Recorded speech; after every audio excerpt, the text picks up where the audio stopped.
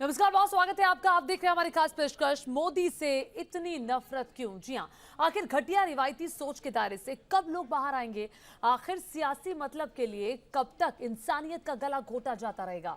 आज ये सवाल खड़ा हो रहा है और इसीलिए भी ये सवाल जरूरी हो गया है कि कहीं योगी को पसंद करना गुनाह बन गया है तो कहीं मोदी की विचारधारा का सम्मान करना किसी की खता बन जाती है। आखिर क्यों हो रहा है ऐसा? क्यों किसी मंच से सिर्फ और सिर्फ मजहबी चोला ओढ़कर मोदी योगी को निशाना बनाया जाता है? ऐसा नहीं है कि प्रधानमंत्री नरेंद्र मोदी किसी एक मजहब के दायरे में है, बल्कि हर मजहब का सम्मान करना उन्हें बखूबी आता है। फिर भला मोदी से इतनी नफरत क्यों? सबसे पहले ये रिपोर्ट देखिए।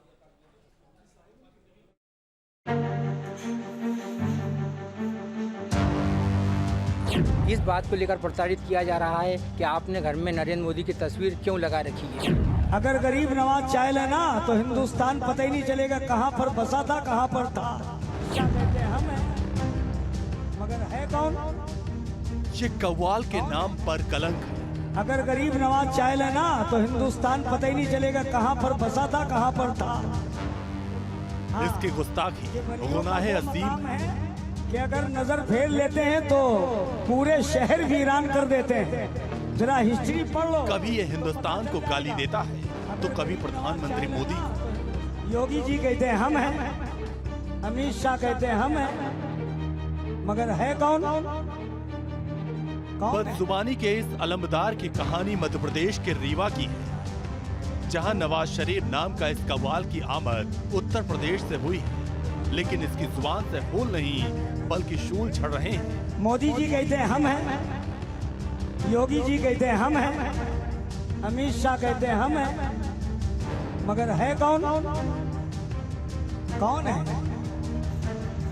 अब सवाल ये कि जब अवाम ने योगी सरकार को अपनी मोहब्बत से नवाजा तो फिर नवाज शरीफ जैसे चंद लोगों को सरकार से नफरत क्यों? ये हकीकत सिर्फ रीवा पहुंचे उत्तर प्रदेश के कव्वाल नवाज शरीफ का नहीं है, बल्कि उसी मध्य प्रदेश के इंदौर में रहने वाला यूसुफ ऐसे ही रिवायती सोच का शिकार हुआ।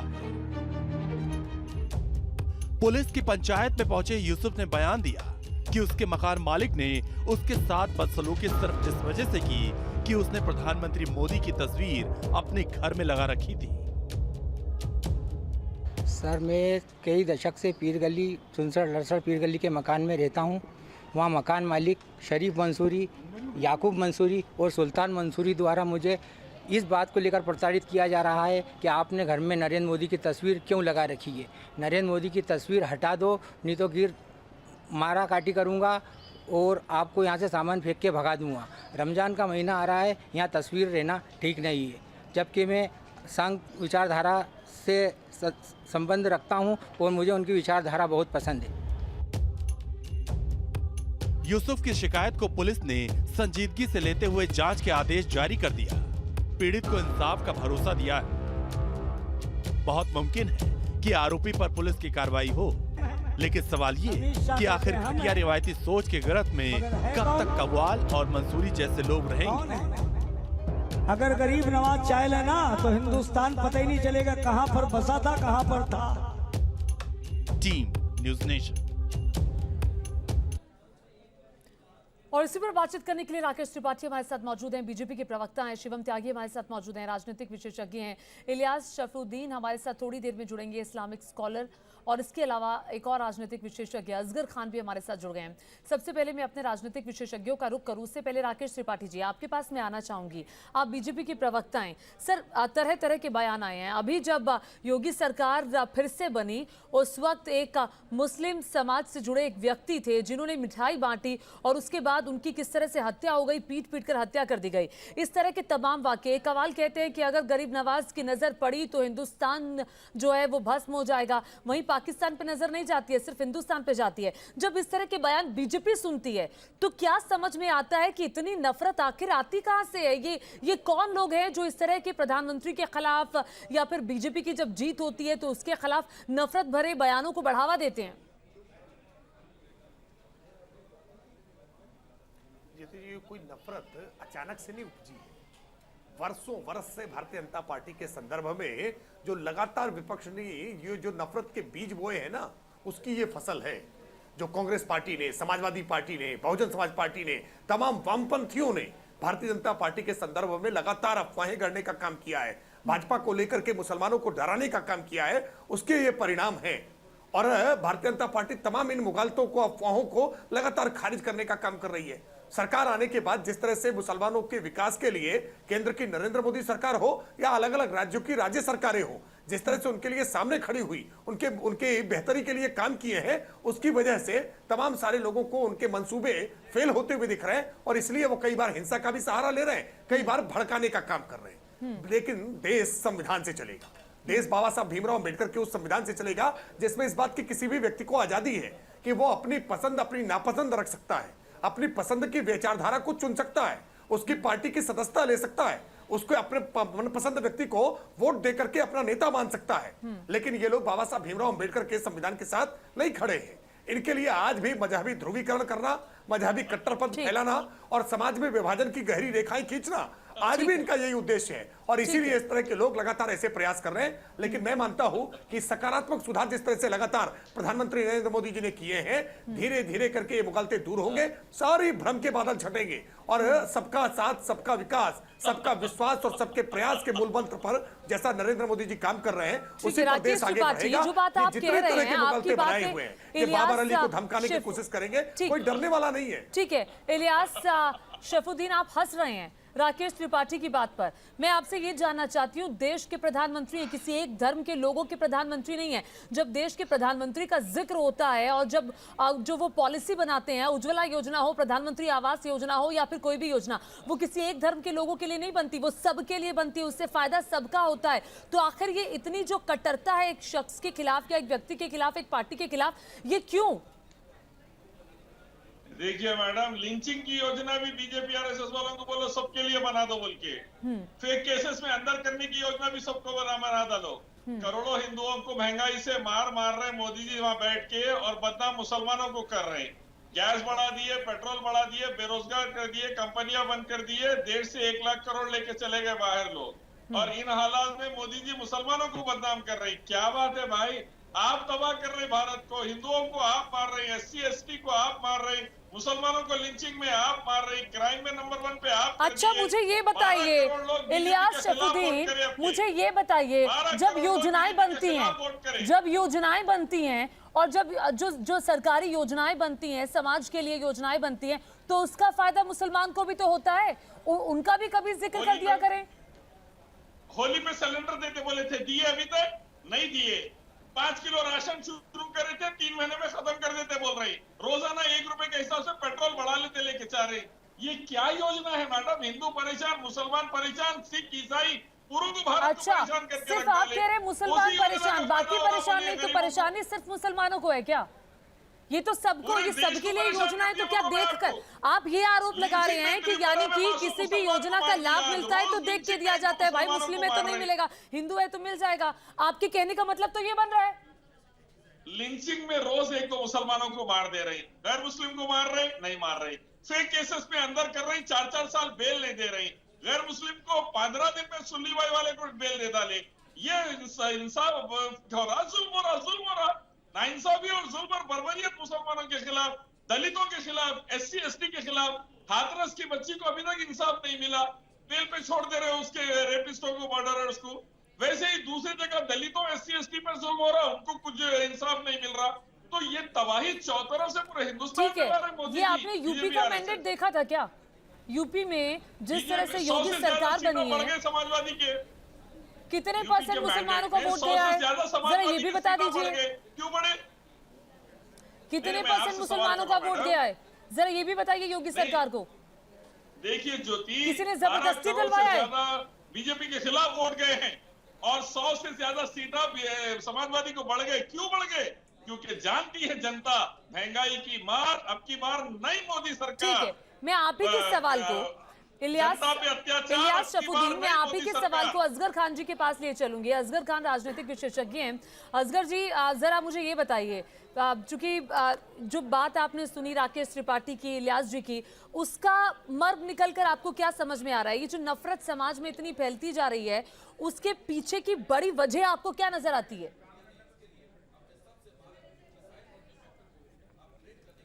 देखिए, ये इंसान की सबकी अपनी अपनी सोच है और सबकी सोच अलग अलग होती है। जैसे मैं मिसाल के तौर पर ये गिलास आपकी स्क्रीन पे दिखा रहा हूँ, ये आप कह सकती हैं कि आधा भरा है, मैं कह सकता हूँ ये आधा खाली है। ये इंसान की सोच है, सब अलग अलग। तो इसमें इस पहलू को लेकर भी ये हम सब की सोच है। आप अभी भी योगी जी को दिखा रही हैं मोदी जी के साथ साथ, और आपने अभी बात के शुरू में उस घटना का भी जिक्र किया जो मिठाई बांटने में एक मुसलमान की हत्या हो गई। आपने इसका भी जिक्र किया। आज का खास टॉपिक भी यही है कि उसके बच्चों ने एक बुजुर्ग के बीजेपी पे वोट देने पर उन्हें घर से निकाल दिया। अभी अभी एक नौजवान कह रहा है कि मैंने मोदी जी की तस्वीर निकाली, यूसुफ जिसका नाम है, और खुशीनगर में मरने वाले का नाम बाबर था। इन सब लोगों को हम अब आप इस नज़र से पूछते हैं कि भाई आप क्यों नफरत फैला रहे हैं, इन्होंने मोदी जी ने क्या गलत किया है या योगी जी ने क्या गलत किया है। आप काउंटिंग कर रहे हैं उन लोगों की जो इन लोगों के साथ गलत कर रहे हैं, इनकी भी तो काउंटिंग कीजिए। जिसने अपनी जान दे दी, जो एक बुजुर्ग बीजेपी को वोट देके घर से निकल गया, एक लड़का जो मोदी जी की नौजवान तस्वीर घर में लगाया हुआ है, ये भी तो मुसलमान है। इन लोगों को भी मद्देनजर रखिए कि मुसलमान आपके साथ भी हैं, आपके लिए भी कर रहे हैं। और मैं आपके चैनल के ज़रिए से पहुंचाना चाहता हूं ये बात योगी जी तक कि वो मौलानाओं को बुरा कहना बंद करें। जो कहते हैं ना कोई ज़रूरत नहीं है इनकी मौलानाओं की इज्जत करने की, वो कैसेट, वो क्लिप सब मौजूद हैं, आपके पास भी हैं, मेरे पास भी हैं। तो ये कहना बंद करें।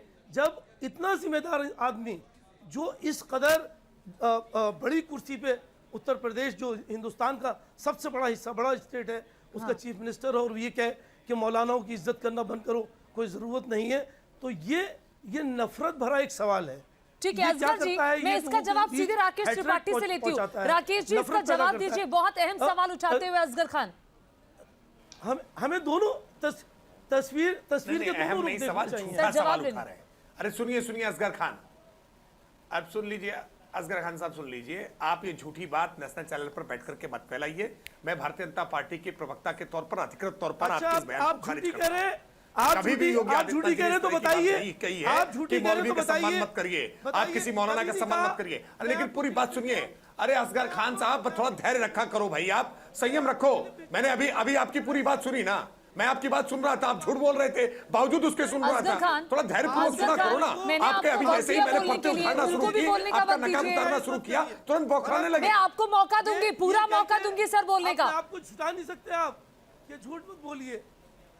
मैं आपको पूरा मौका दूंगी बोलने का। राकेश त्रिपाठी को जवाब देने दीजिए जो आपने सवाल उठाया। आप जैसे लोगों ने यही भ्रम, मैं ज्योति जी देखिए, ज्योति जी जिस भ्रम की बात में कर रहा था ना, जिस अफवाह की बात में कर रहा था ना, यही असगर खान जैसे लोग हैं जो लगातार इस तरह के भ्रम फैलाते हैं, जो लगातार अफवाहें फैलाते हैं, जैसी बैठ करके आपके नेशनल टीवी चैनल पर ये अफवाहें फैलाने का काम कर रहे हैं। मैं अधिकृत तौर पर खारिज कर रहा हूं इनके इस बयान को। कभी भी मुख्यमंत्री योगी आदित्यनाथ जी ने इस प्रकार का कोई बयान नहीं दिया है। किसी मौलाना, मुफ्ती या कोई धर्मगुरु, उसका अपमान करने की कोई मंशा नहीं हो सकती है। हाँ, लेकिन यह बात सही है कि मौलाना के नाम पर, मुफ्ती के नाम पर कोई अगर बरगलाने का काम करता है, कोई धर्मांतरण करने का काम करता है, कोई जिहाद फैलाने का काम करता है, तो निश्चित तौर पर उसकी आलोचना होनी चाहिए। ठीक वैसे ही जो कोई ओझा और तांत्रिक के नाम पर कोई अंधविश्वास फैलाने का काम करता है, पाखंड फैलाने का काम करता है, तो उसकी भी आलोचना होनी चाहिए, उस पर भी विश्वास नहीं किया जाना चाहिए। लेकिन जानबूझ करके, सेलेक्टिव तरीके से, जानबूझकर गलत रेफरेंस में किसी बात को प्रस्तुत करके अफवाह फैलाना, यह असगर खान जैसे लोगों का शगल है। और सरफुद्दीन जैसे, असगर खान जैसे लोगों का कभी भी विश्वास नहीं करना चाहिए, और इनका कोई सम्मान नहीं होना चाहिए, इनका अपमान ही होगा। ठीक है असगर खान कहिए। आप सिर्फ ये वो लोग हैं ज्योति जी, ये वो लोग हैं जो अपनी कुर्सियों को जोर से पकड़ के बैठते हैं और ये नौकरी करते हैं पॉलिटिकल पार्टीज की।